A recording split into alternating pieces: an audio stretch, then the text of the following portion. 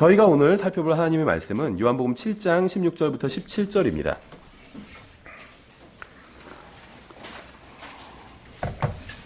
요한복음 7장 16절부터 17절. 저희가 교회를 시작한 이후에 이제 두 번에 걸쳐서 사실 하나님의 뜻에 대해서 살펴봤습니다.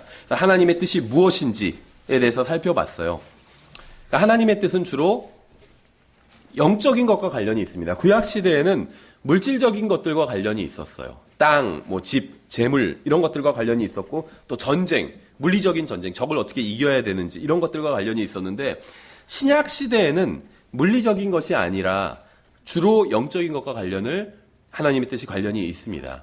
그렇죠. 그러니까 물리적인 것과는 아무런 관련이 없다 이런 것은 아니지만 신약 성경을 우리가 특히 서신서들을 자세히 보면 하나님의 뜻이라고 하면서 이야기를 할 때는 항상 영적인 것에 관해서 언급하시는 걸 볼 수가 있어요. 예를 들면 그러니까 신약 성경을 볼 때 어떤 게 하나님의 뜻이라고 우리가 분별할 수 있냐면 하나님의 뜻은 이것이니 이렇게 직접적으로 나오는 구절은 다 하나님의 뜻에 대한 말씀이고 하나님의 뜻이란 말이 안 나와도 하나님께서 무엇을 원하시느니라. 예를 들면 모든 사람이 구원을 받고 진리를 아는 데 이르기를 원하시느니라. 이렇게 하면 그건 하나님의 뜻인 겁니다. 그렇죠. 하나님께서 원하신다.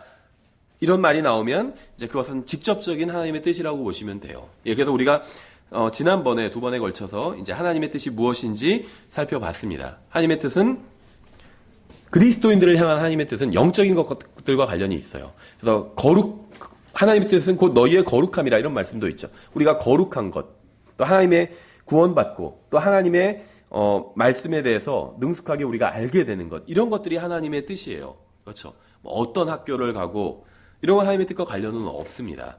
그렇죠. 좋은 학교 가면 좋겠죠. 근데 그건 직접적인 하나님의 뜻과는 아무런 관련은 없어요. 예전에 그런 거 갖고 막 고민하시는 분들이 있었어요. 그래서 그 상담을 요청하고 그래서 요번에 원서를 어디에 써야 되는지. 그죠? 그러니까 점쟁이한테 요구할 거를 사역자들한테 물어보는 경우가 있어요.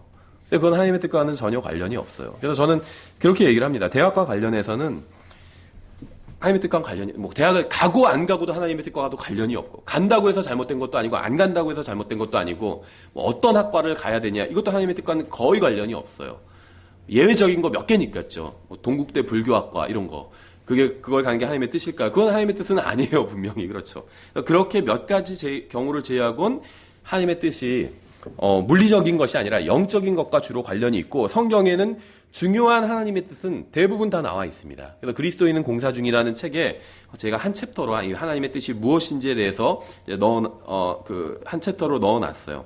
오늘은 저희가 하나님의 뜻이 무엇인지를 보는 것은 아니고 하나님의 뜻을 어떻게 알 수 있는지에 대해서 좀 생각해 보려고 합니다. 그러니까 먼저 말씀드린 것처럼 하나님의 뜻이 무엇인지는 그 성경에 이제 정말 중요한 것들은 다 나와 있습니다.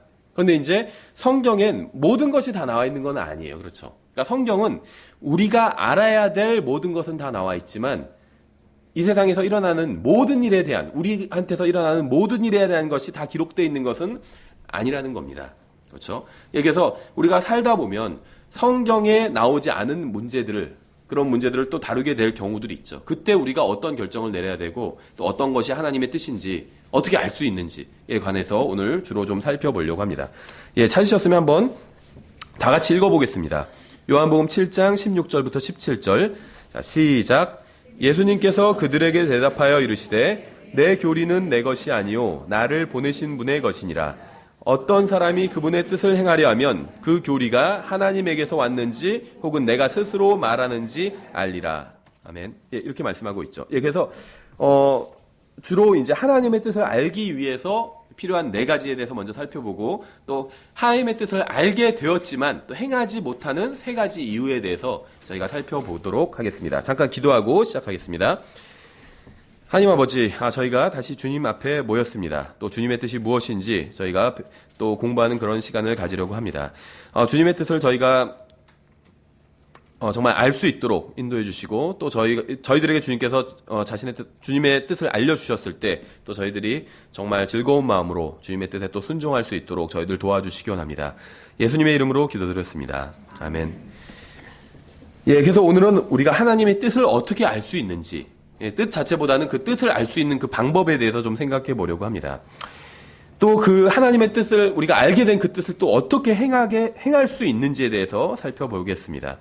여러분이 이 주제를 잘 공부하시면 이제 신앙생활과 영적 성장에 많은 도움과 또 축복을 받을 수 있어요. 그러니까 실제로 하나님의 뜻을 알고 그 뜻에 내가 순종하게 되면 영적으로도 신앙이 성장하게 되고 또 하나님께 정말 진정한 많은 축복을 받을 수 있게 된다는 겁니다. 하나님의 뜻이란 무엇일까요? 사람들은 하나님의 뜻이 무엇인지 종종 이제 많이 물어요. 이 상황에서 뭘 해야 되냐? 이것도 이제 하나님의 뜻을 묻는 거겠죠. 그러니까 자신이 처한 상황이 하나님의 인도인지 궁금해합니다. 이렇게 하는 게 맞는지 아닌지 궁금해해요. 그러니까 신앙생활을 제대로 해보고 싶은 사람들은 주님께서 자신이 무엇을 하기 원하시는지 어떻게 아느냐? 내가 어떻게 알 수 있느냐? 이렇게 자주 묻습니다. 그렇게 묻는 것이 정상적인 거예요. 그리스도인이라면, 구원받았다면. 그렇게 전혀 묻지 않고 그냥 자기 마음대로만 한다면 그 자체가 더 문제가 있는 것이겠죠. 하나님의 뜻에 관한 세 가지 측면을 좀 살펴보면 첫 번째는 하나님께서 직접 책임을 지고 행하시는 하나님의 뜻이 있습니다. 그러니까 우리의 인생을 향한 하나님의 뜻인데 어떤 우리의 선택 범위를 넘어서는 일들이 있어요. 그러니까 하나님께서 그냥 직권적으로 이렇게 행하시는 일들이 있다는 겁니다. 그러니까 우리의 능력 범위를 넘어서는 일. 예를 들면 우리가 어떤 민족이나 인종을 선택하지는 못하죠. 그렇죠.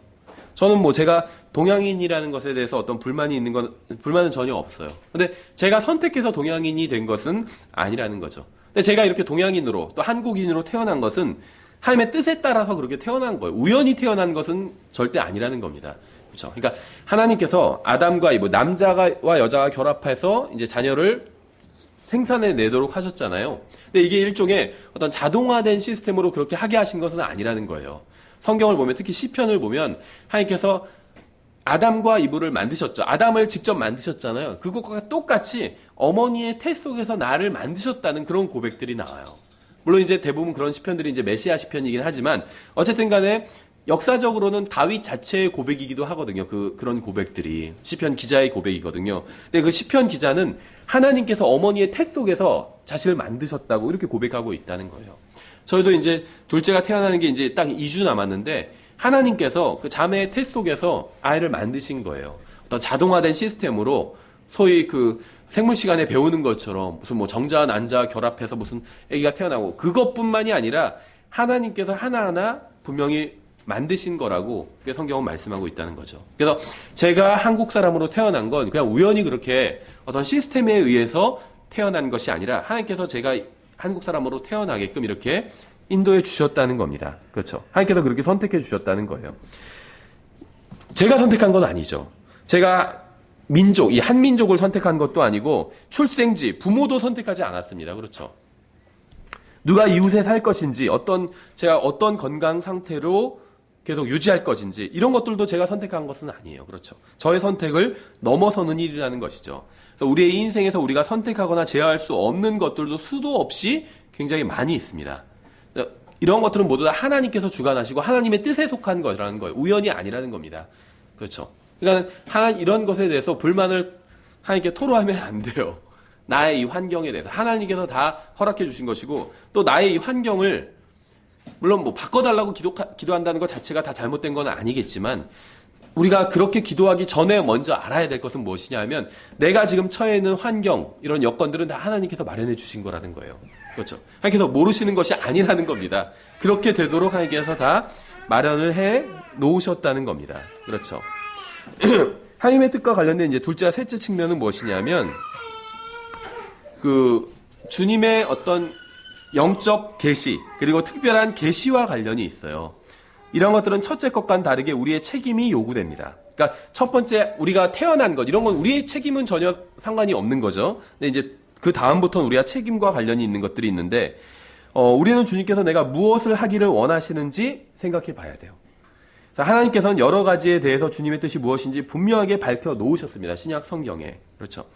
하나님께서는 성경을 통해서 우리가 이 세상에서 어떻게 살아야 하는지 그 원칙을 계시해 주셨어요. 알려주셨다는 거죠. 주님께서 우리가 어떻게 세상을 살아야 하는지 굉장히 상세하게 성경에 기록해 놓으셨습니다. 자세하게. 예를 들면 에베소서 4장에서 안 찾으셔도 돼요. 28절에서 이건 그냥 예를 드는 거예요. 이렇게 되어 있어요. 도둑질을 한 자는 더 이상 도둑질을 하지 말고 오히려 노동을 하여 궁핍한 자에게 줄 수 있도록 자기 손으로 선한 것을 할지니라. 이렇게 말씀하고 있죠. 굉장히 분명해요. 이건 성경을 통해서 드러난 하나님의 뜻입니다. 하나님께서 여러분이 도둑질하지 않기를 원하신다고 성경에 분명히 나와 있어요. 그렇죠. 그러니까 이런 직접적으로 나온 뜻은 어린아이도 이해할 수 있을 정도로 굉장히 쉽게 하나님께서 자신의 뜻을 우리에게 알려주셨다는 겁니다. 하나님의 뜻은 하나님의 말씀에 자세하게 게시되어 있어서 우리가 어떻게 다른 구원받은 사람과 어떻게 어울려 지내야 되는지 이런 것도 다 알 수가 있어요. 쉽게. 그렇죠. 선하게 예수님께서 나를 대해 주셨던 것처럼 그렇게 대해 주면 돼요. 하나님께서 나를 대해 주시길 원하는 것처럼 내가 다른 사람을 대해 주면 됩니다. 그래서 성경에선 자기 몸처럼 그 이웃을 사랑하라고 말씀하고 있죠. 그렇게 대하면 되는 거예요. 그러니까 성경에서 하나님의 뜻을 굉장히 분명하게 제시해 주고 계시다는 것이죠. 성경은 다른 믿는 사람들뿐만 아니라 믿지 않는 사람들이나 어떤 국가 권력에 대해서도 어떻게 대응해야 되는지에 대해서도 분명하게 말씀하고 있습니다. 그러니까 우리는 성경을 읽고 믿고 실행하면 되는 거예요. 구원받은 사람이 침례를 받는 것은 하나님의 뜻일까요? 받으라고 되어 있죠. 이 문제에 대해서 성경은 무엇이라고 말씀하고 있을까요? 그러니까 하나님의 뜻은 하나님의 말씀인 성경에 나와 있습니다. 그래서 제가 성경적인 지역교회 회원으로 참여하는 것, 이게 하나님의 뜻일까요? 하나님의 뜻이에요. 그렇죠. 하나님의 뜻은 성경에 다 나와 있어요. 신약 성경에 나온 그리스도인들은 다 지역교회에 속해 있었습니다. 그렇죠? 그러니까 저는 어떻게 하나님의 뜻을 알 수 있을까요? 어떤 비밀스러운 것을 알아내려고 노력할 필요가 전혀 없습니다. 성경을 읽으면 돼요. 하나님의 뜻을 알 수 있어요. 성경을 읽으면. 그렇죠. 사실은 성경을 읽으면 하나님의 뜻이 무엇인지 대부분 다 풀립니다. 그러니까 성경에서 직접적으로 말씀하고 있지 않은 경우에도 마찬가지예요. 이제 오늘 우리는 주로 그걸 다루려고 하는데 사실은 그걸 알 수 있는 방법이 그렇게 어렵지 않다는 거예요. 성경에서 직접적으로 말씀하고 있지 않은 것들도 만약에 그런 문제에 내가 부딪힌다면 제가 제안드리고 싶은 것이 신약 성경 한번 읽어보시라는 거예요. 그 문제를 생각하면서 성경에 구체적으로 나오지 않은 그 문제를 생각하면서 신약 성경을 쭉 읽어보면 신약 성경을 다 읽을 때쯤이면 분명히 저는 마음속으로 결론을 내릴 수 있는 상태가 된다고 생각을 합니다. 하나님의 말씀을 읽으면 하나님의 뜻을 알 수 있어요. 직접적으로 나오지 않은 것들도, 그러니까 도둑질을 해야 될까요? 침례를 받아야 될까? 이런 건 직접적으로 나와 있죠. 도둑질 하지 말라, 침례 받아라, 복음 전해라. 이렇게 yes or no로 이렇게 나와 있죠. 근데 이제 그렇게 나오지 않은 주제에 대해서도 마찬가지라는 거예요. 성경을 읽으면 마음속으로 답을 알 수 있게 된다는 겁니다. 기도하는 마음으로 읽으면 알 수 있게 되는. 기도하는 마음이 뭘까요? 간절히 그 답을 찾는 마음으로 성경을 읽는 거예요. 그렇죠. 순종하는 마음으로 읽는다면 답을 알 수 있게 된다는 겁니다. 또 체계적으로 연구하면서 읽으면 답을 알 수 있게 된다는 거예요. 그러면 대부분의 경우 하나님의 뜻이 굉장히 분명하게 드러나게 됩니다. 하나님의 뜻이 무엇인지 구하던 것의 답을 이제 얻을 수 있게 된다는 거예요. 하나님께서는 우리가 구원받기를 원하신다고 말씀하고 있죠. 거듭나기를 원하신다고 말씀하고 있어요. 침례받기를 원하신다고 말씀하고 있어요. 또 지역교회에 회원으로 참여하기를 원하신다고 말씀하고 있습니다. 그러니까 지역교회에서 다른 사람을 섬기기를 원하신다고 말씀하고 있어요. 또 주님의 말씀을, 진리를 다른 사람들에게 전하기를 원하신다고 말씀하고 있죠. 너는 말씀을 선포하라. 그렇게 말씀하고 있잖아요. 그렇죠. 또 주님의 사역을 재정적으로 지원하기를 원하신다고 말씀하고 있어요. 고린도 전후서에 나와 있어요. 분명히. 그러니까 이러한 질문에 대한 답은 성경에 분명하게 나와 있습니다. 그러니까 대부분의 경우에 있어서 하나님의 뜻을 알기 위한 방법은 성경을 믿는 마음으로 읽는 거예요. 성경을 읽고 찾아보고 연구하는 겁니다. 그러면 하나님의 뜻 반드시 알 수가 있어요. 그런데 이제 지금 우리가 살펴보려고 하는 것처럼 성경에 분명하게 나와 있지 않은 부분에 대해서 문제가 되는 경우들이 있죠. 그래서 최근에도 어떤 이제 상담을 어떤 분이 요청해서 좀 같이 교제를 나눈 적이 있는데 질문하시는 문제가 성경에 이제 아주 명확하게 어떤 부분에 있어서 나오지 않은 부분이었어요. 그래서 쉽지 않은 부분이었습니다. 그래서 저도 그분한테 그렇게 얘기를 드렸어요. 다른 목사님한테 아마 질문을 하셔도 이 대답이 다 쉽게 나오지는 않는 문제라고, 이 문제는. 근데 일단은 그냥 내가 하나님의 말씀을 아는 것과 또 내 양심에 의해서 제가 이제 답변을 한번 드리겠다고. 만약에 자매님이 제 권면에 따르셨는데도 그리스도의 심판석에서 책망을 당하신다면 아마 저도 같이 책망을 받게 될 거라고, 그 문제에 있어요. 하여튼 제 양심적으로 내가 어떻게 하는 것이 그 문제에 있어서 바른 것인지 제가 이제 나름대로 조언을 드린 것이 있어요. 근데 사실 좀 어려운 문제였습니다. 실행과 관련된 문제였고 쉽지 않은 문제였어요.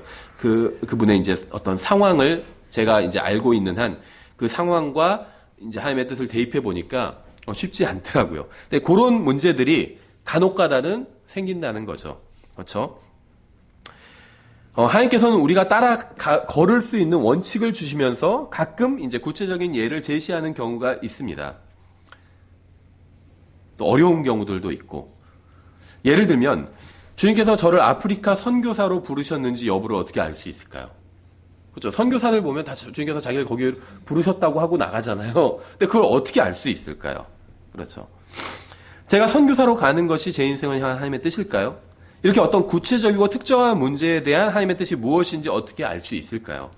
이런 경우 하나님의 뜻은 어떤 공식에 따라 기계적으로 나오는 것이 아님이 분명하죠. 그렇게 나오는 것도 있어요. 그러니까 거짓말을 할까요 말까요? 하지 않는 게 하나님의 뜻이에요. 그렇죠. 훔칠까요 말까요? 훔치지 않는 게 하나님의 뜻입니다. 근데 그런 식으로 딱 분명하게 나오지 않는 경우들이 있다는 거죠. 그게 이제 좀 어려운 경우들이고, 그래서 이제 저희가 오늘 한번 그런 부분에 대해서 이제 생각을 해보려고 하는 것이죠. 그래서 우리가 여러 가지를 한번 점검을 해보면 이제 그런 상황에서도 하나님의 뜻이 무엇인지 분별해 낼 수가 있을 수 있습니다. 먼저 구체적인 경우에 있어서 이것이 하나님의 뜻인지 알 수 있는 4가지 이제 점검 사항들을 한번 생각해 보겠습니다. 먼저 요한복음 우리가 방금 읽은 그 7장의 본문을 보면 하나님께서는 여기서 제자들에게 하나님의 뜻을 행하는 것과 관련된 말씀을 하고 있어요. 그렇죠. 하나님의 뜻을 행하기 위해서 하나님의 뜻이 무엇인지 알아야 되잖아요. 우리가 읽은 본문이죠. 예수님께서 그들에게 대답하여 이르시되 내 교리는 내 것이 아니요 나를 보내신 분의 것이니라. 어떤 사람이 그분의 뜻을 행하려 하면, 하나님의 뜻을 행하려 하면 그 교리가 하나님에게서 왔는지 혹은 내가 스스로 말하는지 알리라. 이렇게 말씀하고 있죠. 만일 여러분이 하나님의 뜻을 행하려는 마음이 없다면 주님께서 왜 여러분에게 자신의 뜻을 알려주어야 할까요? 그러니까 하나님의 구체적인 뜻을 알기 위해서 내가 먼저 스스로 점검해 봐야 될 것이 있는데, 그것은 무엇이냐면 나는 하나님의 뜻을 행하고자 하는 마음을 가지고 있느냐 하는 것입니다. 하나님께서 자신의 뜻을 나에게 알려주셨을 때 내가 정말 그걸 행하려는 마음이 있는지, 이게 가장 중요하다는 거예요. 그렇죠? 그러니까 어떤 분들 상담을 하다 보면 가끔 가다 아직 저희 교회에선 그런 분은 못 봤는데 예전 교회에서는 있었어요. 요즘 답정너라는 말이 있죠. 답을 미리 정해놓고 오는 경우들이 있어요. 그래서 이렇게 답을 해줬으면 좋겠다 이렇게 오는데, 그래서 이제 목사가 그렇게 답을 해주기를 유도하는 거죠. 그럼 왜 자기가 이미 정해놓고 왜 목사한테 자기가 정한 답을 왜 요구하느냐? 그래야 마음이 놓이나 봐요. 그렇죠. 누군가의 동의를 얻어야 내가 그래도 그렇게 잘못된 건 아니구나 이렇게 그런 위로를 받고 싶어서 오는 거예요. 그래서 예를 들면 이런 경우 어떻게 해야 될까요? 하는데 이렇게 하고 싶은데 하는 그런 뉘앙스가 너무 강해요. 그렇죠. 근데 그런 경우에 하나님께서 뜻을 알려주시지 않을 수도 있다는 겁니다. 그렇죠. 생각해 보세요. 여러분이 하나님의 뜻을 행할 마음이 전혀 없어요. 내가 어쨌든 간에 하나님께서 뭐라고 하시든 간에 난 내가 원하는 걸 할 거예요. 그러면 하나님께서 여러분에게 자신의 뜻을 알려줘야 될 이유가 어디 있느냐는 겁니다. 그렇죠. 만일 여러분이 주님을 기쁘시게 하려는 마음을 가지고 있다면 주님께서는 자신의 뜻을 여러분에게 알려주실 거예요. 하나님의 뜻을 알기 위해 우리가 가장 먼저 해야 할 것은 먼저 우리의 마음을 살펴서 내가 정말 하나님의 뜻을 행하려고 하는 마음을 가지고 있는지 이걸 먼저 점검해 보는 거예요. 만약 하나님께서 자신의 뜻을 오늘 여러분에게 보여주신다면 여러분은 하나님의 뜻을 바로 실행할 마음이 있는지, 이게 가장 중요하다는 겁니다. 그게 있어야 하나님께서는 뜻을 보여주신다는 거예요. 이거는 너무나도 당연한 이야기입니다. 그렇죠? 예를 들어보면 만약 하나님께서 오늘 여러분이 아프리카로 가서 복음을 전하기를 원하신다는 것을 명백하게 보여주신다면 여러분은 아프리카로 가시겠냐는 거예요. 하나님께서 자신의 뜻을 보여주신다면 여러분은 어떤 경우라도 그대로 행하고자 하는 마음을 가지고 있느냐는 겁니다. 만약 여러분이 하나님의 뜻을 행할 마음을 가지고 있지 않다면 하나님께서는 자신의 뜻을 여러분에게 보여주셔야 할 이유가 없다는 겁니다. 그렇죠? 하나님께서는 주님의 뜻을 행하고자 하는 마음이 전혀 없는 사람에게 주님의 뜻을 보여줘야 할 의무가 없다는 거예요. 그런 의무를 가지고 계시지 않다는 겁니다. 하나님께서는 어떠한 상황에서도 주님의 뜻을 행하고자 하는 마음을 가진 사람을 찾고 계시고 그런 사람에게 자신의 뜻을 알려주신다는 겁니다. 그렇죠? 그러니까 성경엔 하나님의 뜻이 분명히 여러 가지가 나와 있죠. 신약 성경에. 근데 그런 것들을 넘어서 더 구체적인 하나님의 뜻이 알고 싶은 경우들이 있어요. 그렇죠? 하나님께서 내가 거룩하기를 원하신다. 이건 성경에 나와 있어요. 그런데 더 구체적인 건 내가 아프리카로 가서 정말 선교사로 갈 것인지 아프리카로 이런 건 아주 구체적인 것들이죠. 이런 걸 알고 싶다면 하나님께서 나에게 뜻을 알려주셨을 때 내가 순종할 마음이 있는지 이게 가장 중요한 문제라는 거예요. 대부분의 경우에 하나님께서 자신의 뜻을 알려주시지 않는 이유는 우리가 순종할 마음이 없기 때문에 하나님께서 알려주시지 않는다는 겁니다. 두 번째는 이미 알고 있는 하나님의 뜻을 내가 실천하고 있는지 이걸 또 점검해 봐야 된다는 거예요. 누가복음 16장에 이런 말씀이 있죠. 가장 적은 것에 신실한 자는 또한 많은 것에 신실하고 가장 적은 것에 불의한 자는 또한 많은 것에 불의하니라. 이게 정말 그 신약 교회 또 우리 그리스도인의 삶에 있어서는 굉장히 하나의 큰 원칙입니다. 무슨 말이냐면 하나님께서 먼저 큰 것을 시키시지 않는다는 거예요. 작은 것부터 시키신다는 겁니다. 생각해 보세요. 평생 내가 구원받고 나서 나 자신만을 위해서 살았어요. 근데 갑자기 어느 날 하나님께서 네가 아프리카로 가서 수백만의 사람들에게 복음을 전했으면 좋겠다. 이렇게 요구하지는 않으신다는 겁니다. 그렇죠. 우리 옆집에 있는 사람한테도 내가 복음 전하지 않는데, 우리 가족에게도, 내 직장 동료, 학교 친구들한테도 복음 전하지 않는데, 내가 무슨 수백만 사람들한테 가서 어떻게 복음을 전하겠어요? 그렇죠. 하나님의 뜻은 그런 식으로 이루어지지는 않는다는 거예요. 그건 그냥 자기 착각이고 자기가 그렇게 하고 갑자기 하고 싶은 그런 거지. 생각해보세요. 교회에서 작은 것도 섬기지 않는 사람한테 갑자기 그 사람한테 하나님께서 나타나셔가지고 음성으로 너는 뭐 주의 종이 돼야 된다 이렇게 해서 뭐 신학교에 가서 그 다음에 큰 나의 뭐 말씀을 전할 큰 사역자가 되거나 이렇게 부르시지 않는다는 겁니다. 그렇죠. 작은 일에 신실하지 않는데 왜 큰 일을 맡기시겠어요? 그렇죠. 자, 뭐 이런 얘기를 한다고 해서 뭐 교회 늦게 오시거나 이런 분들 비판하는 건 아니에요. 그러니까 항상 말씀드리는 거지만 각자 하나님의 말씀을 선포하면 그것이 뭐 강단에서 선포되는 말씀이건 내가 하나님의 말씀을 읽으면서 듣게 되는 하나님의 말씀이건 간에 하나님의 말씀을 대할 때 가장 올바른 태도는 다른 사람을 생각하는 것이 아니라 자기 스스로를 그 말씀에 비춰보는 겁니다. 그렇죠. 교회 늦게 올 수도 있겠죠. 무슨 뭐 사정이 있어서 늦을 수도 있어요. 저희도 한바탕면 오늘 늦을 뻔했어요. 집에서 교회까지 거의 한 50분 정도 걸리는데 한 20분 이상, 30분 온 순간에 자매가 갑자기 불을 안 끄고 왔다고 그러는 거예요. 그 가스레인지를. 그래서 이걸 돌아가야 되나 말아야 되나. 돌아가면은 교회 11시 반이나 12시 다 돼서 제가 도착하게 되거든요. 그래서 일단 그냥 왔어요. 오면서 전화해서 이제 그 언니한테 부탁해서 이제 그 집에 가서 결국 껐습니다. 근데 꺼져 있었다고 켜져 있었는데 불은 꺼져 있었다고 하더라고요. 어쨌든지 간에 왜 그 얘기를 했죠? 교회 늦을 수도 있어요. 그렇죠. 어떤 사정이 있어도 몰라요. 그래서 어떤 사람 교회 늦는다고 해서 저 사람 교회도 늦고 그렇게 비평할 필요는 없어요. 무슨 사정이 있는지 어떻게 알아요? 그렇죠. 하나님은 다 아시겠죠. 모든 사정을. 그런데 내가 예를 들면 늦잠 자느라 아니면 고의적으로 교회를 일부러 늦게 와요. 늦잠 자느라 예를 들면 그러니까 일부러 전날 막 실컷 놀고 일찍 안 자고 그럼 일찍 안 자면 당연히 늦게 일어나게 되겠죠. 그러니까 하나님께 내가 제 시간에 가서 예배를 드려야지 이런 계획을 세우지 않아요. 항상. 그래서 고의적으로 교회를 늦게 와요. 그래놓고 갑자기 평생 그렇게 살다가 갑자기 자기가 예를 들면 사역자가 되겠다, 목사가 되겠다. 그런 사람들도 봤어요. 신학교에 온다든지 아니면 교회에 와가지고 자기한테 말씀을 전할 수 있는 기회를 달래요. 근데 교회를 잘 안 나오는 사람이거든요. 격주로 나오고 잘 늦게 나오고 이런 형제인데 자기한테 말씀을 전할 기회를 달래요. 당연히 안 줬죠. 당연히 줄 수가 없죠. 교회도 늦게 오고 교회를 또 안 나오는데 정기적으로 교회를 빠져요. 다른 특별한 이유 없이. 그런데 그 사람한테 말씀을 전할 수 있는 기회를 당연히 교회에서는 줄 수 없죠. 성도들이 누가 받아들이겠어요, 그러면. 그렇죠. 그러니까 작은 것에 신실해야지 큰 일을 하나님께서 주신다는 겁니다. 작은 것에 신실하지 않으면 하나님께서 그 다음에 크게 쓰시지 않는다는 거예요. 그렇죠. 그래서 하나님께서는 이미 나에게 시키신 일을 내가 했는지, 또 이미 나에게 알려주신 그 뜻에 내가 순종했는지, 그게 굉장히 중요하다는 거예요. 작은 것을 나에게 시키셨고 알려주셨고 내가 거기에 순종했다면 하나님께서 또 다른 큰 것도 알려주신다는 겁니다. 그렇죠. 더하기 빼기도 못하는데 곱하기 나누기를 가르칠 수는 없잖아요. 그렇죠. 초등학교 과정도 안 뗐는데 중학교, 고등학교 과정을 가르쳐 줄 수는 없다는 거죠. 먼저 쉬운 것부터, 작은 것부터 다 하면 그 다음에 그거보다 좀 더 어려운 것을 맡겨주신다는 겁니다. 이건 너무나도 당연한 거예요. 그렇죠. 하나님께서 이미 나에게 알려주신 뜻이 있어요. 성경에 명백하게 알려주신 뜻이 있죠. 거룩해야 되고 하나님 말씀을 전해야 되고 이런 뜻들이 있습니다. 이것들을 내가 순종하려는 마음이 있고 그대로 순종을 한다면 하나님께서 그거보다 훨씬 복잡한 문제도 알려주실 거라는 겁니다. 답을. 근데 우리가 하나님께서 이미 알려주신 것도 순종하지 않아요. 귀를 기울이지 않고 그대로 실행하지도 않아요. 그래서 하나님께서는 더 복잡한 문제는 안 알려주시는 거예요. 쉬운 것도 이미 알려주신 것도 순종하지 않기 때문에. 그렇죠. 생각해 보세요. 아이들 키워보신 분들은 잘 아실 거예요. 먹을 걸 줬는데 더 달라는 경우들도 있죠. 아이들이 더 달라고. 자기 지금 갖고 있는 것도 다 먹지 않아 놓고 그럼 더 줄 수가 없는 거죠. 그거 다 먹고 줄게. 그렇게 얘기할 수밖에 없죠. 괜히 줬다가 그냥 다 막 헤쳐놓기만 하지. 그래놓고 나중에 안 먹어 또 이럴 수도 있잖아요. 그러니까 이미 준 거 그거 다 먹으면 줄게.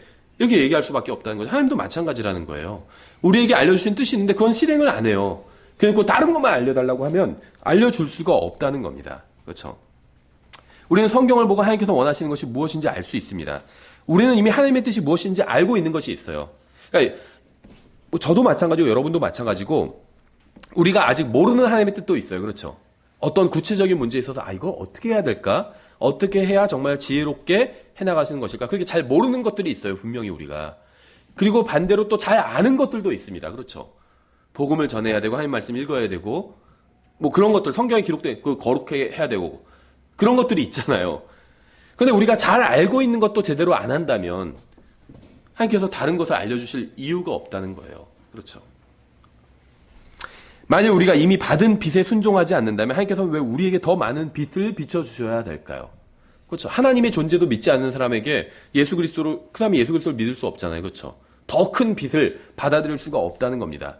하나님께서 비춰주신 빚을 받아들인 사람에게 더 큰 참된 빚을 비춰주시는 것이죠. 그게 하나님의 방법이에요. 먼저 무엇을 하나님께서 요구하시고 거기에 순종하면 그 다음에 더 큰 것을 또 시키신다는 거예요. 마찬가지로 하나님의 뜻도 먼저 어떤 걸 알려주시고 그대로 행하면 그 다음에 하나님의 또 다른 뜻을 알려주신다는 겁니다. 이것이 하나님의 원칙이라는 거예요. 적은 것에 신실한 자에게 더 큰 것을 맡기시는 것. 이것이 하나님의 방법이라는 거죠. 세 번째는 인내를 가지고 하나님의 뜻을 또 기다려야 되는 경우들이 있어요. 이사야서 30장 18절에 이렇게 되어 있죠. 그러므로 주께서 기다리시리니 이것은 그분께서 너희에게 은혜를 베풀려 하심이라. 그러므로 그분께서 높여지시리니 이것은 그분께서 너희에게 긍휼을 베풀려 하심이라. 주는 공의의 하나님이시니 그분을 기다리는 모든 자들은 복이 있도다. 이렇게 말씀하고 있어요. 하나님의 뜻을 행하려는 마음이 있다면 그 다음에 해야 할 것은 인내를 가지고 기다리는 겁니다. 어떤 특정한 때에 우리에게 자신의 뜻을 바로 알려주셔야 한다고 하나님께 명령할 수가 없어요. 그렇죠? 지금 당장 주님께서는 저에게 주님의 뜻을 알려주셔야 됩니다. 이렇게 명령할 수가 없다는 겁니다. 하나님께서는 자신의 뜻을 알려주시기 전에 항상 먼저 기다리게 하십니다. 하나님은 서두르시는 분이 아니에요. 그러니까 일찍 오시는 분도 아니고 늦게 오시는 분도 아니고 항상 정확한 시간에 맞춰 오시는 분입니다. 근데 우리는 막 마음이 급하죠. 빨리빨리 하나님께서 뭘 좀 해주셨으면 좋겠다. 우리는 마음이 급해요. 근데 하나님은 급하신 분이 아니라는 거예요. 그래서 하나님의 시간을 기다릴 필요가 있다는 겁니다. 그렇죠? 하나님께서는 자신의 뜻을 알려주시기 전에 먼저 항상 기다리게 하십니다. 주님을 기다리게 하세요.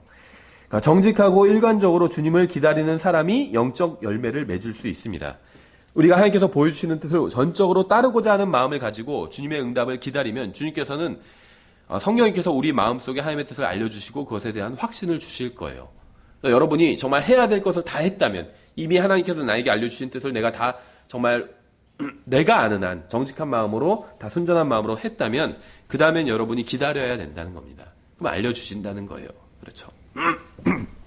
네 번째는 하나님께서 자신의 뜻을 이제 알려주시는 방법인데 사도행전 16장엔 그러니까 과거에는 하나님께서 다양한 방법으로 자신의 뜻을 알려주셨죠. 사도행전 16장에선 이제 환상을 통해서 자신의 뜻을 알려주셨습니다. 그렇죠.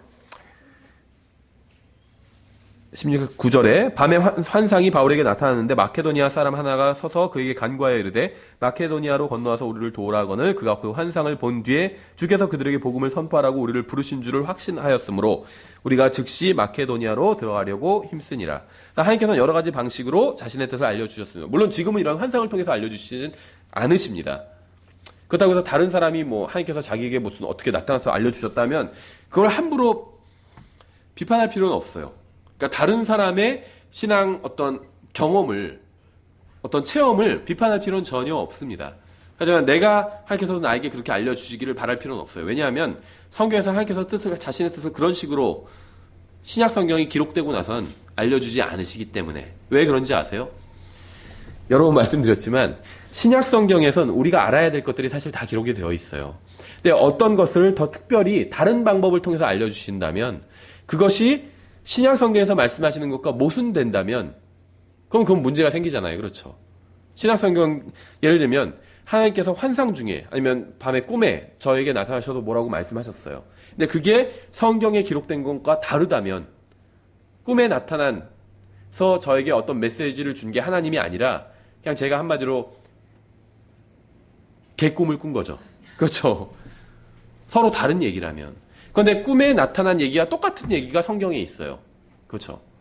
하나님의 꿈에 저에게 나타나셔서 너를 향한 나의 뜻을 알려주겠다 이렇게 말씀하시면서 나의 뜻은 네가 거룩하게 사는 거다 이렇게 말씀하신다면 성경에도 그게 이미 나와 있잖아요. 그러니까 하나님의 뜻과 하나님께서 환상 중에 저에게 나타나셔서 직접 음성으로 말씀하시는 게 같으면 그거는 불필요한 일을 두 번 하신 게 되는 거죠. 성경으로 충분한 것. 다르다면 그건 모순되는 것이기 때문에 그 환상 중에 나타난 게 잘못된 것이겠죠. 그래서 성경이 완성되고 나선 하나님께서 환상을 통해서 아니면 직접적인 음성으로 말씀하지는 않으신다는 겁니다. 어떤 분들 그런 간증하시는 분들이 있어요. 꿈에 하나님께서 갑자기 하면 음성이 들렸다. 그래서 우진아 막 부르고 무엇을 해라 어디로 가라 이렇게 말씀하셨다는 거예요. 뭐 저는 그렇게 얘기하시는 분을 비판할 생각은 없지만 성경을 통해서 보면 하나님께서 그런 식으로 지금 역사하지는 않으신다는 게 이제 분명하겠죠. 예, 그래서 하나님과 오랫동안 동행한 영적인 경험이 많은 성숙한 그리스도인들은 주님의 음성을 들을 수 있는 귀를 가지고 있어요. 그러니까 직접적인 어떤 뭐 우지나 하면서 부르시는 그런 음성이 아니라 이것이 하나님의 뜻이구나 이런 것을 알 수 있는 영적 감각을 가지고 있다는 겁니다. 영적으로 성장한 사람과 그렇지 않은 사람을 나누는 기준은 하나님의 뜻을 행하고자 하는 자원하는 마음을 가지고 있는지의 여부라는 겁니다. 자기가 원하는 것을 하나님의 뜻이라고 생각하는 것이 아니라 자기의 원함과는 다르게 정말 신약 성경에 계시된 그 하나님의 뜻을 행하고자 하는 그 마음을 자원하는 그런 마음을 가지고 있느냐 이것이 가장 중요한 문제라는 것이죠. 여러분의 인생을 향한 하나님의 구체적인 뜻을 알고 싶으신가요? 그다음에 먼저 하나님의 뜻을 행하고자 하는 마음을 가지고 있어야 돼요. 그리고 주님께서 자신의 뜻을 보여주실 때까지 인내를 가지고 기다려야 됩니다. 그리고 이미 알고 있는 하나님의 뜻을 행해야 돼요. 하나님께서는 여러분이 이미 알고 있는 것도 행하지 않는다면 결코 더 구체적인 새로운 것을 알려주시지 않으실 것입니다. 그리고 마지막으로 하나님께서 그분의 때에 그분의 방법대로 그분의 뜻을 알려주시도록 우리가 간구를 해야겠죠. 그렇다면 하나님의 뜻을 행하는 것이란 무엇일까요? 행하는 것, 그분의 뜻을. 우리는 지금까지 하나님의 뜻을 알기 위해서 어떤 것을 해야 되는지 원칙들을 살펴봤습니다. 이제 우리가 알게 된 하나님의 뜻을 행하는 것에 대해서 이제 좀 생각을 해보려고 합니다. 대부분의 그리스도인들이 하나님의 뜻을 행하는 것에 실패하고 있어요. 그렇죠? 성경에 나온 복음을 전해야 된다는 것, 또 우리가 거룩해야 된다는 것, 항상 기뻐하라. 이것도 다 하나님의 뜻이거든요. 그렇죠? 모든 일에 감사해야 되고 쉬지 말고 기도해야 되고 이런 것들 하나님의 뜻이거든요. 그런데 우리가 거기에 실패하는 경우가 너무나도 많이 있죠. 따라서 우리는 어째서 우리가 하나님의 뜻을 행하지 못하는지, 왜 실패하는지 한번 그 원인을 세 가지를 간략하게 다시 좀 찾아보려고 합니다. 하나님의 말씀을 통해서. 우리가 하나님의 뜻을 행하지 못하는 가장 큰 이유는 불신 때문이에요. 불신. 하나님의 말씀을 믿지 못하기 때문입니다. 그러니까 무엇이 문제냐면 하나님의 뜻을 알려달라고 간구를 해요. 하나님께서 그 자신의 뜻을 알려주셨어요. 그랬더니 그 말씀이 내 마음에 들지 않아요. 하나님의 뜻이. 그래서 그 말씀대로 하지 않는다는 겁니다. 그렇죠? 결국 그건 불신이에요. 불신. 왜냐하면 그 하나님께서 자신의 말씀을 뜻을 나에게 알려주셨는데 그대로 하면 뭔가 잘 될 것 같지가 않아요. 이 세상에서. 그래서 순종하지 않는 거예요. 결국 불신 때문이죠. 그러니까 하나님의 뜻을 행하려고 하면 하나님의 말씀에 대한 믿음이 있어야 돼요. 이 믿음은 뭐냐면 단순히 믿습니다 이런 것이 아니라 이대로 하면 정말 최고의 인생이 된다는 믿음이 있어야 돼요. 그렇죠? 예를 들면 정직하게 행하라고 말씀하고 있죠. 눈속임으로 사람들을 그렇게 속이지 말라고 말씀하고 있어요. 하나님 앞에서 하는 것처럼 그렇게 하라고 말씀하고 있죠. 그럼 그대로 그렇게 하면 그게 최고의 정말 인생이 된다는 믿음이 있어야 된다는 거예요. 그렇죠? 근데 이게 쉽진 않죠. 저도 쉽지 않다고 생각해요. 사업을 하고 뭘 해야 되는데 100% 정직하게만 한다면 어떻게 될까요? 손해가 날 수도 있죠. 하나님의 뜻대로 한다고 해서 항상 이익이 나는 게 아니에요. 하나님 그렇게 말씀하신 적이 없어요. 하나님의 뜻대로 하면 이익이 난다. 사업이 잘 된다. 시험을 잘 본다. 이렇게 말씀하신 적이 없어요. 생각해 보세요. 시험을 보는데 실제로 그런 사람들도 봤어요. 시험을 보고 있는데 대각선에 앉은 친구가 공부를 잘하는 친구인데 그날따라 우연히 그 친구가 답안지를 이쪽에 놔서 잘 보였다는 거예요. 네. 그래서 하나님께서 자기를 그렇게 인도해 주셨다고. 자기의 능력을 주셔서 정말 시력도 좋은 시력과 또 그 친구가 또 좋은 상황과 답안지를 딱 이쪽으로 이렇게 해놓는. 그래서 시험을 잘 봤어요. 하나님의 뜻대로 했는데 잘 본 거죠. 하나님의 뜻대로 하지 않았는데 잘 본 거죠. 남의 걸 훔친 거잖아요. 남의 답안지를 훔친 거잖아요. 거짓말을 한 거잖아요. 정직하게 하지 못한 거잖아요. 근데 거기서 정직하게 했어요. 딱 보이는데도 안 봐요. 정직하게 자기가 시험 문제를 풀었어요. 그래서 그럼 점수가 더 못 나올 수도 있겠죠. 그렇죠.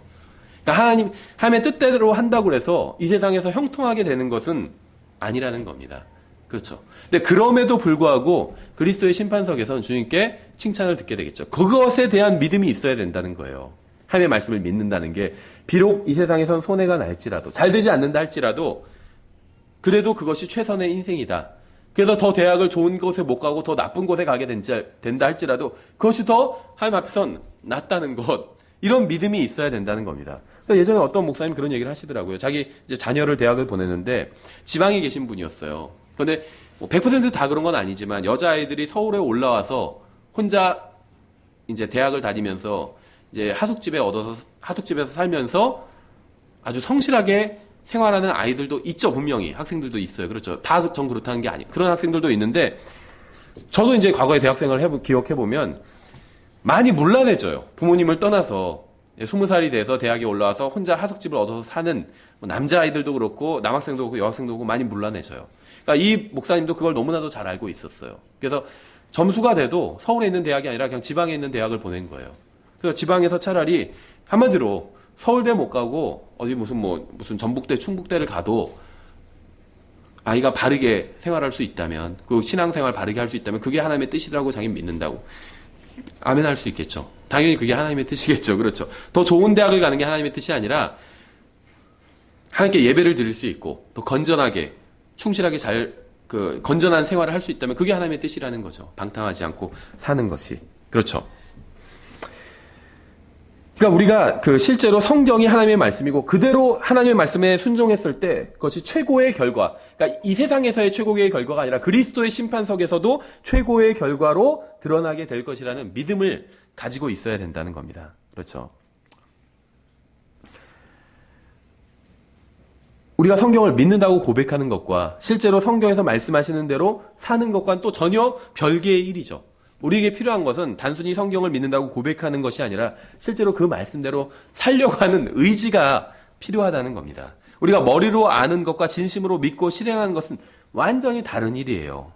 하나님께서 계획하신 것은 가장 좋은 것입니다. 하나님께서 우리의 인생을 향해서 계획하신 것도 가장 좋은 거예요. 우리가 머리로만 그렇게 생각하는 것이 아니라 진심으로 그렇게 믿고 우리의 인생을 향한 주님의 뜻을 따르는 것. 이것이 정말 중요하다는 겁니다. 그렇죠. 하나님께서 성경을 통해서 나에게 다 좋은 말씀을 하셨다고 믿죠. 우리가 성경에서 말씀하시는 그대로 살면 가장 좋은 인생이 될 거라고 믿잖아요. 근데 그렇게 믿는 것과 실제로 그렇게 실행하는 것이 또 다른 문제라는 겁니다. 그 실행이 필요하다는 거예요. 그렇죠. 사탄은 하나님께서 주신 것은 사실 가장 좋은 것이 아니라고 이불을 속였습니다. 하나님께서 이렇게 말씀하셨지만 사실 그 말씀대로 하면 넌 인생 망한다. 그대로 하면 안 돼. 생각해봐라. 다 거짓말도 어느 정도 하고 해야지. 정직하게 100% 해서 네가 이 세상에서 어떻게 먹고 살래? 이렇게 사탄은 얘기한다는 거예요. 이브한테 그렇게 얘기한 거예요. 하나님께서 그렇게 말씀하셨지만 꼭 그런 건 아니다. 이렇게 얘기를 한 거죠. 하나님께서 어떤 말씀을 하셨지만 그대로 하는 것은 좋지 않다고 이브를 설득한 겁니다.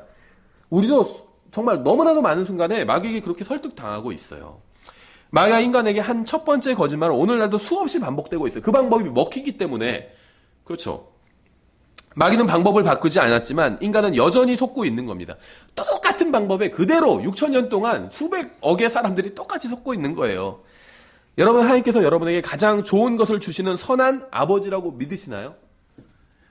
하나님께서 가장 좋은 것을 주시겠다고 하셨지만 꼭 그렇지는 않다는 것은 그건 마귀의 거짓말이에요. 그렇죠. 불신은 모든 죄의 근원입니다. 모든 죄. 모든 죄는 불신으로부터 나와요. 하나님의 말씀을 믿지 않는 것으로부터 모든 죄가 나온다는 거예요. 여러 가지 다양한 죄가 있는 것 같지만 모든 죄는 결국 하나님의 말씀에 대한 불신으로부터 나옵니다. 하나님의 뜻을 알면서도 그대로 행하지 않는 것은 결국 불신 때문이에요. 정직하게 하라고 했지만 내가 여기서 정직하게 하면 안 되겠다. 그렇죠. 예전에 어떤 분이 그 어떤 목사님한테 그렇게 상담했다고 하더라고요. 이렇게 어떤 일종의 이제 공무원인데 무슨 공무원인지는 모르겠어요. 근데 그 승진을 해야 되는데 그 승진 인사권을 갖고 있는 사람에게 승진하기 위해서 뇌물을 먹여야 된대요. 100% 먹여야 된대요. 그리고 다 그렇게 해서 승진을 한대요. 그렇게 안 먹이면 승진을 못 한대요. 어떻게 해야 되냐고 목사님한테 상담을 했었대요.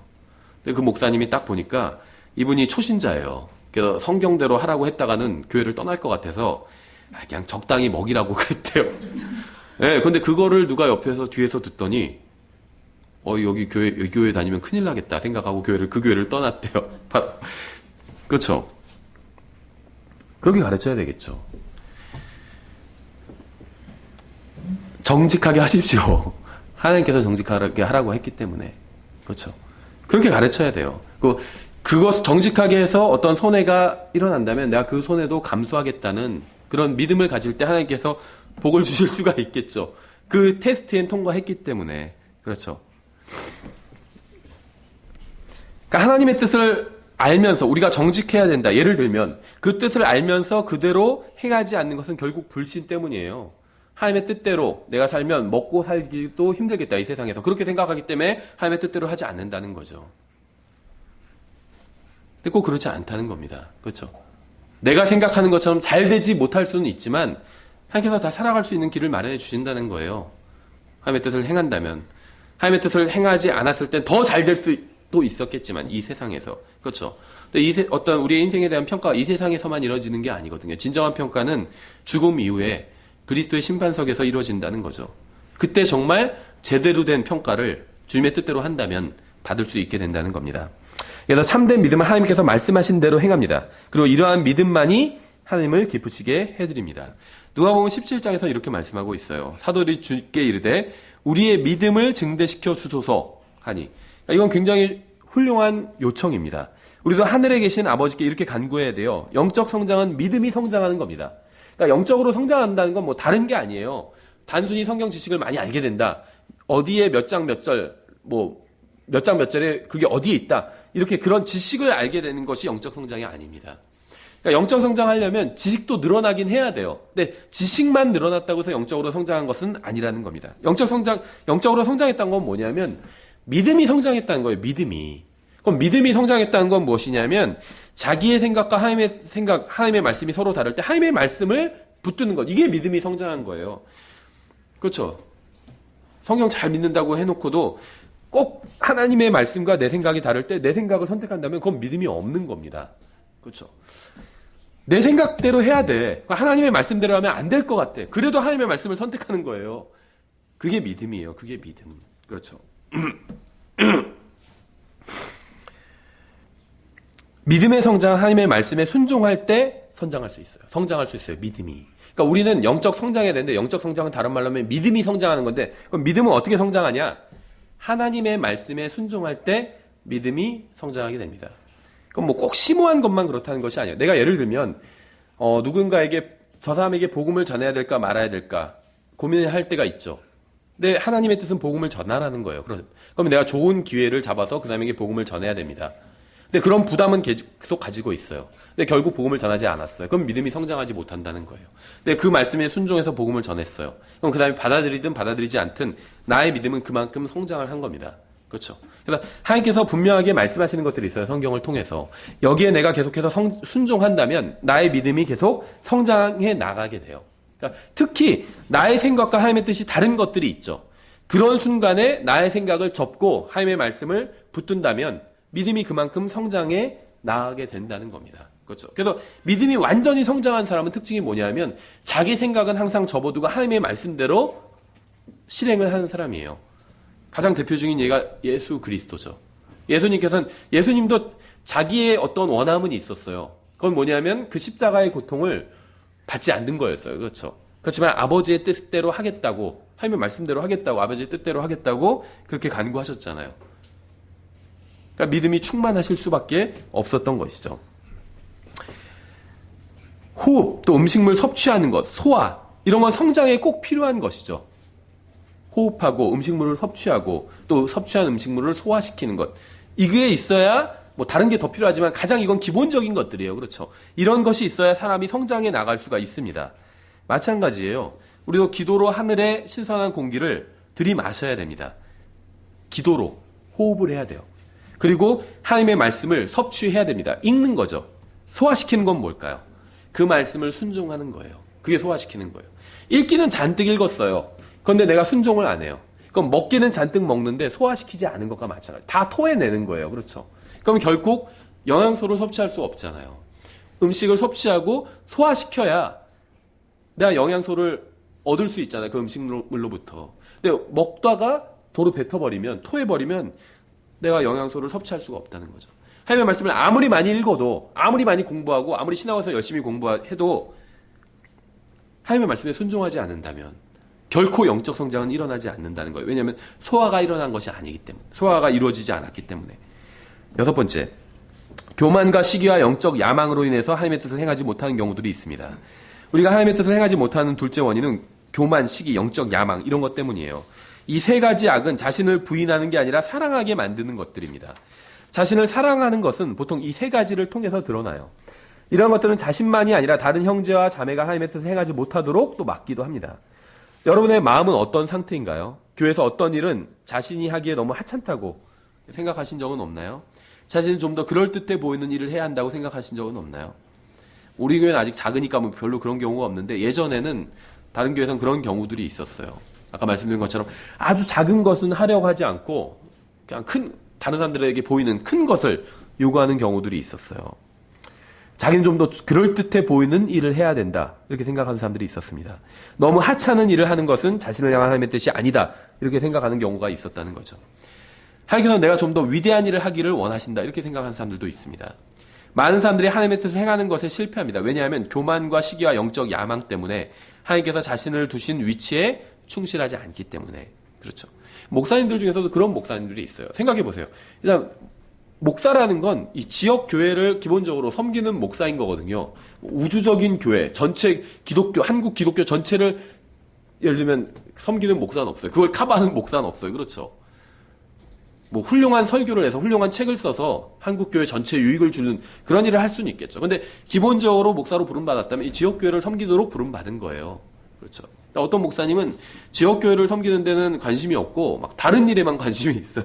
지역 사회 뭐 정치와 막 이런 것들이랑 더 자기는 큰 일을 해야 된다 이렇게 생각하시는 분들도 있다는 거죠. 우리가 얼마나 많은 은사를 가지고 있는지는 중요하지 않습니다. 중요한 건 우리가 받은 은사의 많고 적음이 아니라 우리가 받은 은사로 우리가 무엇을 했느냐 이것이 가장 중요합니다. 그렇죠. 은사를 주신 분은 하나님이에요. 많이 받은 사람은 하나님께서 많이 주셨기 때문에 많이 받은 겁니다.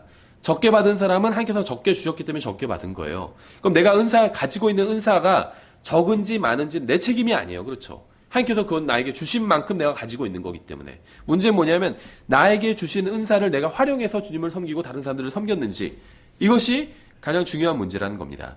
마태복음 25장에선 이 달란트 비유가 나오죠. 24절부터 제가 읽어보면 이렇게 되어 있죠. 그 뒤에 1달란트 받은 자가 와서 이르되 주인이여 주인님은 엄한 사람이라 뿌리지 않은 데서 거두고 흩뿌리지 않은 데서 모으는 줄 내가 알았으므로 내가 두려워하여 가서 당신의 달란트를 땅속에 감추었나이다. 보소서 거기에 당신의 것이 있나이다 하며 그의 주인이 그에게 응답하여 이르되 악하고 게으른 종아 너는 내가 뿌리지 않은 데서 거두고 흩뿌리지 않은 데서 모으는 줄 알았으니 그러므로 내가 내 돈을 돈 바꾸는 자에게 맡겨서 내가 올 때 이자와 함께 내 것을 받게 했어야 함이 마땅하도다. 그런지 그에게서 그 달란트를 빼앗아 10달란트 가진 자에게 주라. 마태복음 25장이 이제 교회에 교리적으로 적용되는 건 아닙니다. 이건 교회에 교리적인 것과 관련이 없어요. 근데 여기서 우리는 이제 중요한 영적 교훈을 얻을 수 있다는 거예요. 30절에 보면 이렇게 되어 있어요. 너희는 이 무익한 종을 바깥 어둠 속에 내던지라 거기서 슬피 울며 이를 갈미 있으리라 하니라. 작은 은사를 가진 것은 문제가 아니었습니다. 그 작은 은사를 사용해서 주님을 섬길 수 있었기 때문에 이 악하고 무익한 종은 자신이 작은 은사를 가지고 있었다고 생각했기 때문에 주인을 섬기지 않았어요. 그것이 이 무익한 종의 큰 문제였다는 거죠. 큰 은사를 줬으면 섬겼을 텐데 작은 은사기 때문에 내가 섬기지 않았다. 지금 이렇게 핑계를 대고 있는 거잖아요. 많은 사람들이 하나님의 뜻을 행하지 않고 있습니다. 왜냐하면 하나님께서 다른 사람들에게 주신 것과 같은 은사를 나에게 주시지 않았다고 생각하기 때문에. 하나님의 뜻을 행하지 못하는 이유는 교만하거나 다른 사람을 시기하거나 아니면 너무 큰 이런 영적 야망 때문이요. 나에게 큰 걸 주시지 않았기 때문에 내가 섬길 수 없다. 이런다는 거죠. 어떠한 섬김도 그 자체로 작은 것은 없습니다. 그러니까 영적 야망을 가지고 있기 때문에 작아 보이는 것뿐이죠. 하나님의 뜻을 행한다면 그것이 아무리 작아 보이는 것이라 할지라도 그 자체로 큰 의미를 가지고 있어요. 우리는 어린아이처럼 겸손해야 합니다. 하나님께서 우리 각자에게 맞는 은사를 주셨고 또 우리는 각자 그것을 믿음으로 실행하면 된다는 겁니다. 하나님의 뜻을 행하는 것은 그것이 얼마나 커 보이든 혹은 얼마나 작아 보이든 상관없이 의미 있고 가치 있는 일이기 때문에. 7번째, 하나님을 사랑하지 않기 때문에 하나님의 뜻을 행하지 않는 것. 이게 사실 가장 근본적인 이유입니다. 기독교인들, 자기가 구원받았다고 하는 많은 사람들이 하나님의 뜻을 행하지 않는 이유는 그분을 사랑하지 않기 때문이에요. 누가복음 7장에 이렇게 되어 있죠. 그분께서 이르시되 빚을 준 어떤 사람에게 빚진 사람 둘이 있어 하나는 500데나리온을 빚지고 다른 하나는 50데나리온을 빚졌는데 그들이 전혀 갚을 것이 없으므로 빚을 준 사람이 두 사람 다 너그러이 용서해 주었나니 그런즉 내게 말해 보아라. 그들 중 누가 그를 더 사랑하였느냐 하시거늘 그들 중 누가 그들을 더 사랑하겠느냐 하시거늘 시몬이 대답하여 이르되 내 생각에는 그가 많이 용서해 준 사람이니이다니 그분께서 그에게 이르시되 내가 옳게 판단하였도다 하시고 믿음은 가장 좋은 것이기 때문에 하나님의 뜻을 행하겠다라고 이야기를 합니다. 믿음은. 근데 사랑은 좀 더 핵심적인 것을 붙들어요. 왜냐하면 믿음과 소망과 사랑 중에 가장 큰 것은 사랑이기 때문에. 그래서 사랑은 하나님을 사랑하기 때문에 하나님의 뜻을 행하겠다 이렇게 이야기를 합니다. 그래서 하나님에 대한 믿음이 충만한 사람은 하나님의 뜻이 가장 좋은 것이기 때문에 하나님의 뜻을 행해요. 근데 하나님에 대한 사랑이 충만한 사람은 하나님을 사랑하기 때문에 하나님의 뜻을 행한다는 거예요. 무슨 말인지 아시겠어요? 내 생각과 하나님의 뜻이 있어요. 그럼 하나님의 말씀이 있어요. 그럼 하나님의 말씀을 믿는다는 건 내 생각, 내가 보기엔 이렇게 하는 게 더 좋아 보이지만 하나님께서 이렇게 말씀하셨기 때문에 난 하나님의 말씀을 믿기 때문에 나를 향한 가장 좋은 말씀이 기록되어 있겠다고 믿기 때문에 내 생각은 접고 하나님의 말씀대로 하겠습니다. 이것이 믿음이라는 겁니다. 그렇죠? 그래서 이 하나님의 말씀대로 하면 그리스도의 심판석에서 정말 주님께 칭찬을 들을 수 있다고 믿는 것. 이것이 믿음이에요. 우리에겐 그것이 필요하죠. 근데 거기에 안주하면 안 된다는 거예요. 우리는 그것을 뛰어넘는 것이 필요합니다. 우리는 그걸 뛰어넘어야 돼요. 그건 무엇이냐면 내 생각은 이것이고 하나님의 말씀은 이것인데 하나님의 말씀대로 하면 더 좋기 때문에 이렇게 하는 것. 그렇게 생각하는 것도 좋은 거예요. 근데 그 정도가 아니라 나에게 좋은 일이 생기든 나쁜 일이든 생기든 상관없이 하나님께서 이렇게 말씀하셨다면 난 하나님을 사랑하기 때문에 이렇게 하겠습니다. 라고 하는 게 사랑이라는 겁니다. 그렇죠. 그게 최상의 동기라는 거예요. 우리에게 필요한 것이 그런 사랑이라는 겁니다. 그렇죠. 그러니까 하나님의 말씀대로 순종하는데 그 이유가 나에게 유익하기 때문이 아니라 물론 그것도 당연하지만 하나님의 말씀대로 하는 건 나에게 유익하거든요. 근데 그뿐만이 아니라 내가 하나님을 사랑하기 때문에 나에게 유익하든 유익하지 않든 상관하지 않고 그대로 하겠다는 것. 어떠한 손해가 일어나도 내가 감수하겠다는 것. 그게 사랑이라는 거예요. 그게 예수님께서 보여주신 사랑이에요. 십자가 위에서. 십자가를 통해서 예수님께서 어떤 유익을 얻으셨기 때문에 그걸 하신 것이 아니라 하나님을 사랑하시고 또 우리들을 사랑하시기 때문에 그걸 감내하신 거예요. 그 고통을. 우리도 그렇게 하기를 원하신다는 겁니다. 그렇게 하면 그게 가장 성숙한 단계가 되는 거예요. 그렇죠? 부모가 자식에게 보여주는 사랑이 그런 사랑이잖아요. 나에게 유익하기 때문에 내가 지금 아이를 섬기고 봉사를 하는 것이 아니라 아이를 사랑하기 때문이에요. 그렇죠? 밤에 아기 기저귀를 갈면 졸린데도 기저귀도 갈아주고 먹을 것 젖도 주고 하는 게 이렇게 하면 나에게 유익하기 때문에 내가 이렇게 내가 이렇게 잘 얘를 섬겨주면 얘가 나중에 커서 나를 또 잘 섬겨주겠지. 꼭 그것 때문에 하는 건 아니라는 거죠. 부모는 사랑하니까 해주는 거예요. 그렇죠. 나중에 나한테 그대로 갚아주지 않는다 해도 내가 이 아이를 사랑하기 때문에 그렇게 한다는 겁니다. 마찬가지에 그것이 최선의 가장 좋은 동기라는 겁니다. 생각해 보세요.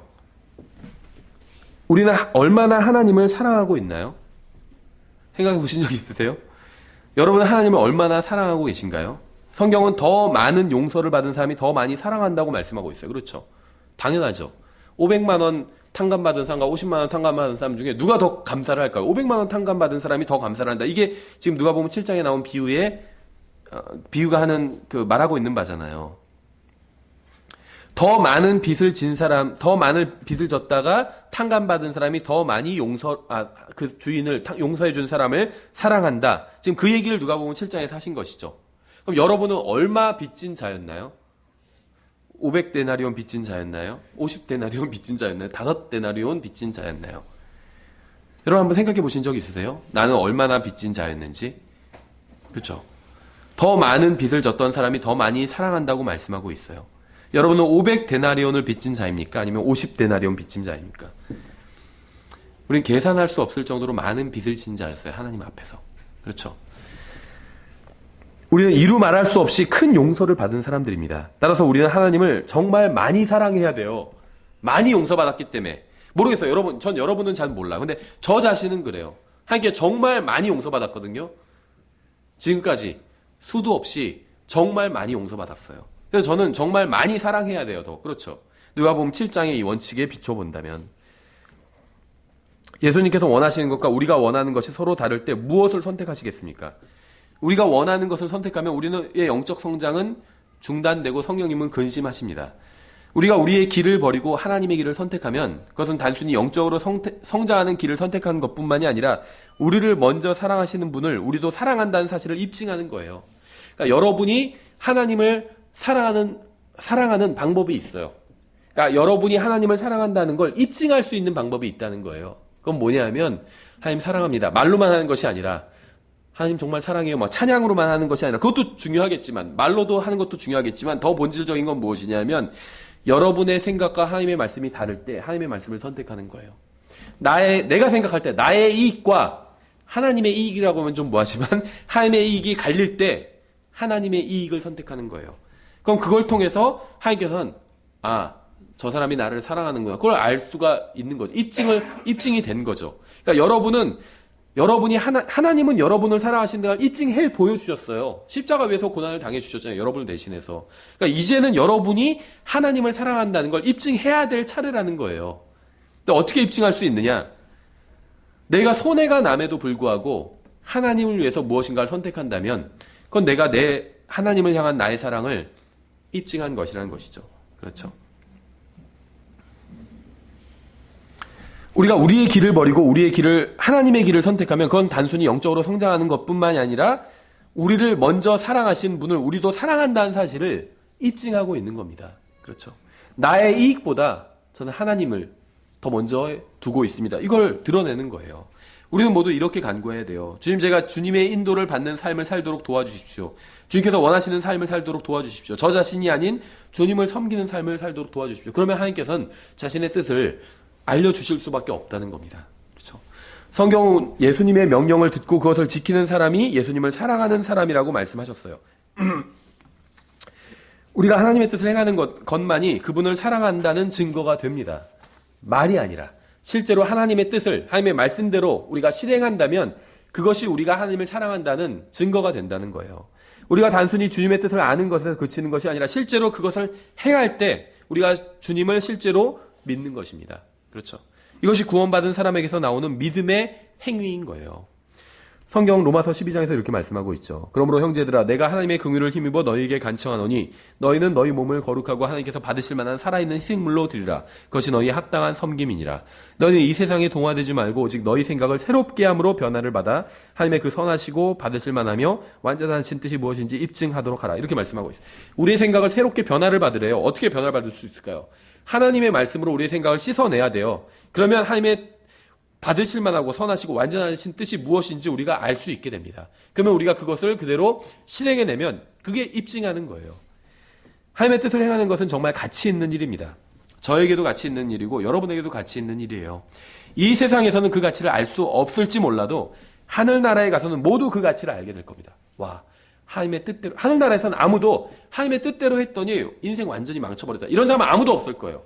이 세상에선 있을 수 있어요. 주님 말씀대로 살았더니 내가 손해가 났다. 매출이 줄었다. 그렇죠. 생각해보세요. 일요일에 가게 문을 여는 것과 닫는 것 중에 어떤 게 더 돈을 많이 벌까요? 어떤 사람들이 이렇게 가르치죠. 일요일에 가게 문을 닫으면 하나님께서 평일에 더 장사가 잘 되게 해주신다. 실제 그런가요? 아니에요. 일요일에 가게 문 여는 게 훨씬 장사 잘 돼요. 근데 내가 손해가 나도 문을 닫겠다. 주님을 섬겠다. 예를 들면. 모르겠어요. 저는 뭐 일요일에 장사하는 사람 다 잘못된 거예요. 그런 얘기를 하는 게 아니에요. 다 사정이 있겠죠. 그냥 예를 드는 거예요. 예를 그냥. 이 세상에선 손해가 난다 할지라도 내가 하나님의 말씀대로 살겠습니다 하는 게 이 세상에서는 가치 있는 인생이 아닐 수 있어도 그리스도의 심판석에선 가치 있는 인생으로 드러나게 된다는 겁니다. 하늘나라에선 그 가치가 진가를 발휘하게 된다는 거예요. 여러분이 하나님께서 성경을 통해서 여러분에게 알려주신 하나님의 뜻을 행하면 여러분은 어둠 가운데 걷지 않고 빛 가운데 걷게 됩니다. 비록 이 세상에선 풍족하게 살지 않을 수는 있어도 빛 가운데 걷게 된다는 거예요. 하나님의 뜻을 아는 것은 어떠한 축복이 있다고 아는 거예요. 무슨 말인지 아시겠어요? 하나님의 뜻 가운데는 축복이 있어요. 영원한 축복이 있어요. 이 세상에서는 복이나 돈이 되지 않을 수도 있어요. 하나님의 뜻이. 영원에서는 엄청난 축복으로 드러나게 된다는 거예요. 그래서 하나님의 뜻을 안다는 건 축복이라는 게 있다는 걸 안다는 거예요. 그 뜻을 행하는 건 그 축복 가운데 걷는 겁니다. 그렇죠? 우리 하나님의 말씀이 좋다고 믿어요. 그대로 해야 된다고 믿어요. 근데 그대로 하지 않으면 아무런 소용이 없다는 거예요. 하나님의 말씀은 축복이에요. 근데 내가 그 하나님의 말씀대로 산다면 축복 가운데 걷는 거라는 것이에요. 축복 가운데 걷는 것. 하나님의 뜻이 실제로는 아무런 유익을 주지 못한다는 말은 마귀의 거짓말일 뿐입니다. 80년간은 유익을 주지 못할 수도 있어요. 하나님의 뜻대로 하면. 영원히 근데 유익을 주게 될 겁니다. 그렇죠? 하나님께서는 여러분을 인도해 주기 원하십니다. 하나님께서는 인생의 길을 아시는 분이에요. 하나님께서는 직접 인간의 몸으로 이 세상에 오셔서 인생의 길을 걸으셨습니다. 그래서 그분은 우리를 어떤 길로 인도해야 하는지 잘 알고 계시다는 거예요. 성경에 하나님의 뜻이 무엇인지 기록되어 있습니다. 하나님께서 원하시는 바로 그것이 무엇인지 정확하게 성경에 기록되어 있어요. 하나님께서 믿는 사람들 안에 성령님을 보내주셨습니다. 성령님께서 우리가 하나님의 뜻을 행할 마음이 있다면 하나님의 뜻을 행하며 살도록 도와주십니다. 우리가 이 세상에서 나그네 길을 걷는 동안 예수님께서 우리와 동행해 주신다는 건 정말 엄청난 축복입니다. 하나님의 은혜로 우리는 하나님의 뜻을 행하면서 살 수 있다는 거예요. 그렇죠? 그러니까 간단히 요약해서 말씀드리면 하나님의 뜻이 성경에 기록된 것들이 있어요. 그것들을 행하면 기록되지 않은 더 구체적인 것들도 하나님께서 알려주신다는 겁니다. 그래서 그 뜻대로 하나님께서 알려주시는 뜻대로 내가 살면 비록 이 세상에선 손해가 날 수 있어도 영원히 후회하지 않을 인생을 살 수 있게 된다는 겁니다. 구원받고 예수 그리스도를 개인적으로 알아가는 것은 정말 놀라운 일입니다. 주님을 알고 주님과 동행하는 것은 엄청난 특권이에요. 하나님의 뜻을 알고 그것을 행하는 것은 인생을 낭비한 것도 아니고 망쳐버린 것도 아닙니다. 이 세상에선 낭비했다고 볼 수도 있어요. 그렇죠? 근데 영원에선 결코 낭비했다는 평가를 받지 않게 된다는 겁니다. 오히려 그것은 인생을 가장 제대로 사용한 것이고 가장 가치 있고 고귀하게 사용한 거예요. 하나님의 뜻대로 사는 인생은. 하나님의 거룩한 영께서 여러분을 도와주셔서 여러분이 하나님의 뜻을 행하며 살게 되기를 바랍니다. 그것이 여러분의 인생을 가장 가치 있고 소중하게 사용하는 것이기 때문에 그렇죠. 그래서 성경을 통해서 여러분들이 하나님의 뜻이 무엇인지 찾아보셔야 돼요. 신약 성경 서신서를 통해서. 그 알게 된 하나님의 뜻에 순종해야 됩니다. 그러면 하나님께서는 여러분 인생을 향한 아주 구체적인 뜻을 계속해서 알려주실 거예요. 근데 여러분이 하나님의 뜻을 알게 되었을 때 내 생각과 다른 그런 순간들이 오게 될 거예요. 하나님의 뜻은 이것인데 나의 생각은 이것이다 하는 그런 순간에 하나님의 뜻을 선택한다면 여러분은 영원히 후회하지 않을 가치 있는 인생을 살게 된다는 겁니다. 예, 기도하겠습니다. 하나님 아버지, 저희들에게 알려주신 주님의 뜻으로 인해서 감사드립니다. 그러나 주님 저희들이 때로는 너무나도 나약하고 또 때로는 정말 사악하고 또 어리석어서 주님의 말씀이 아닌 저희의 생각대로 사는 경우들도 많이 있습니다. 주님 저희들을 도와주셔서 주님의 뜻대로 살 수 있도록 도와주시고 또한 주님의 뜻대로 사는 그 인생이 정말 가장 가치 있는 인생이고 정말 영원히 후회하지 않을 인생이라는 것을 저희들이 알 수 있도록 주님 저희들을 가르쳐 주시기 원합니다. 감사드리며 예수님의 이름으로 기도드렸습니다. 아멘. 예, 다 같이 일어나셔서 찬송가 399장 찬양 드리고 오전 예배를 마치겠습니다.